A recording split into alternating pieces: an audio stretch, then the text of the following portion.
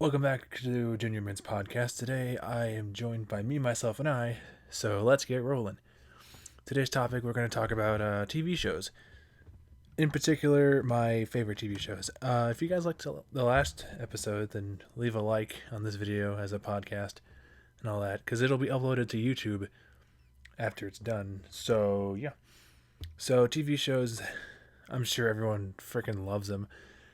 So today first topic we're going to talk about is Gotham, and it's that prequel Batman series that was on Fox for a while from about early 2014 to April 2019, I believe.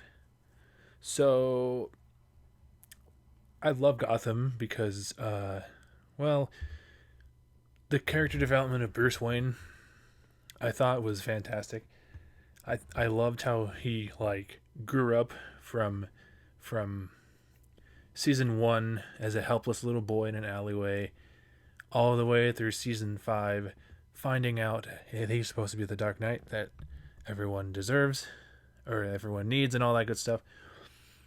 For let's see, the way so I thought it was interesting also how they implemented Jerome and Jeremiah for the quote unquote Joker concept.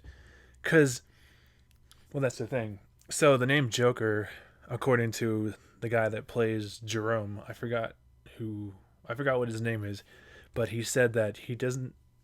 The producers of Gotham don't really have the rights to the name Joker, so they just hint at it, kind of like in the last episode of the series when it was in the 10 years from now area where Jim Gordon was rescuing his daughter and Jeremiah was there, but he was all decrepit and stuff. So Jeremiah really used like Jack, Joseph, John, Jay, those type of things, instead of just saying, "Oh, I'm the Joker," because apparently the Gotham producers did not have rights. DC did not give him rights, which understandable.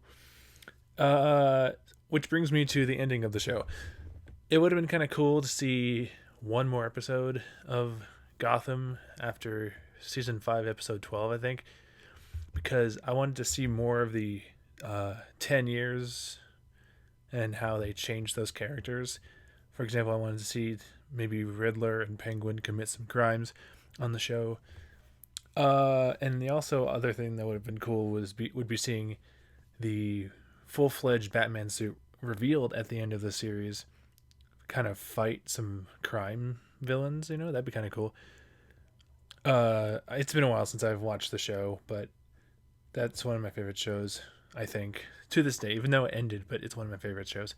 And then last in this Gotham area, so I thought the relationship between Bruce and Selena was kind of it was okay. I mean, they got a couple of kisses here and there, and that's always nice. But they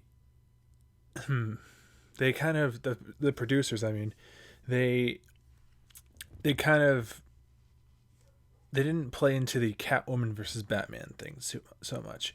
Like in the comics, let's say in DC Rebirth, Batman Volume 2, I believe it was, where Catwoman quote unquote joined Bane and he was brought down from the inside and all that good stuff. They kind of hinted to that in especially the series finale of Gotham, but I guess seeing both Bruce and Selena grow up as teenagers, it was it was a good way to kind of portray what their relationship could be. I would have preferred other things in mind, like more development on either end, but it was okay either way.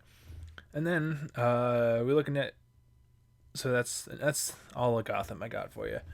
If you guys want stuff about more Gotham, put it in the comments section. So now we're going to talk about Star Wars Clone Wars season 7 so far. The the first trailer of the series of the season, I should say, it was pretty good. Like you got to see Ahsoka Tano in the trailer, you got to see Darth Maul in the trailer, and sorry, spoiler alert by the way. Ahsoka has about 4 or 5 episodes dedicated to her character arc as a quote unquote lost Jedi, when she leaves the Jedi Order and she like finds a bunch of people and like they team up and good stuff. Doesn't really spoil much, but however, spoiler alert, they do see Maul talking to one of the people, talking to one of the bad guys that like uh captured Ahsoka in one episode, and Maul's behind it all and all that good stuff. Next, the Bad Batch. I thought the Bad Batch was great. The I have a friend who gave me a theory, and who said a theory that the Bad Batch would eventually end up hunting the Jedi. I thought when I first heard him say that, I was like, wow, that makes so much sense. That could be awesome. I would love to see like the Bad Batch during like some vision of like Order 66 or something. That'd be awesome.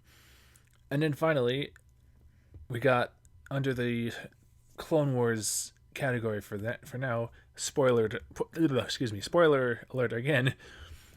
Echo comes back, and Rex finds Echo with the Bad Batch. Now, I have a feeling. I don't know. I kind of get like a really bad feeling about Echo, like a really bad vibe. But that could be just me. Hopefully, they like hint towards something. That'd be kind of nice, because I got a really weird vibe from the last time we saw Echo, like join the Bad Batch. So I was a little concerned. I was like, let's see, will that something will happen there? Hopefully. And third of all, on our TV show list, we got Phineas and Ferb. Honestly, this show, I could watch this show for hours. Honestly, when I was about 15 or 16, I was obsessed with Phineas and Ferb. That was one of the greatest shows ever, and I still watch it from time to time on Disney Plus.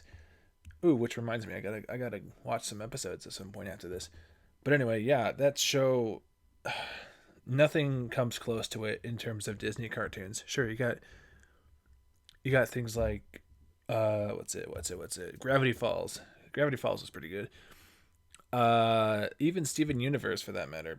But I prefer Gravity Falls over Steven Universe. But that's another episode. Let's move on. Secondly, I'm very happy that the writers of the show gave uh they wrote an episode where Isabella and Phineas like got together and all that, and they like went to college and all that. I thought that was kind of cool. I I would like I whenever I watch a TV show or like a series, like a cartoon series that's meant for like a younger audience, I always hope that they have some sort of like final episode or something, because if you just leave the episodes hanging with no solid ending, it doesn't exactly satisfy the viewer. I don't know. Like some people might disagree with me on that, but and then let's see. Oh yeah, I kind of wish that they didn't really make so many movies for the characters. Like in terms of Phineas and Ferb, I thought the series is one of a kind. I still think it is. Wow, I can grammar. Yeah, okay. um, the series is one of a kind. I think it's fantastic. However, they should have only made one movie. Like when it's it's that ending of the movie. Wow, I cannot speak today. Wow, beautiful.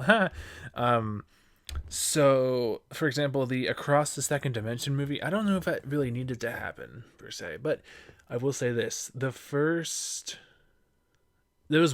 two movies. There's the first one where Perry the Platypus like revealed himself to who he was to Phineas or something. Maybe that was Second Dimension. I don't know. I haven't watched it in a while, but I know there's more than one movie. Like they made like the Star Wars wow, what's it called? Adaptation, sorry, for Phineas and Ferb, but I don't know. I mean, it could have been cool had they kept it like one episode. I'm glad they made it for two, but it would have been cool if they made it for one.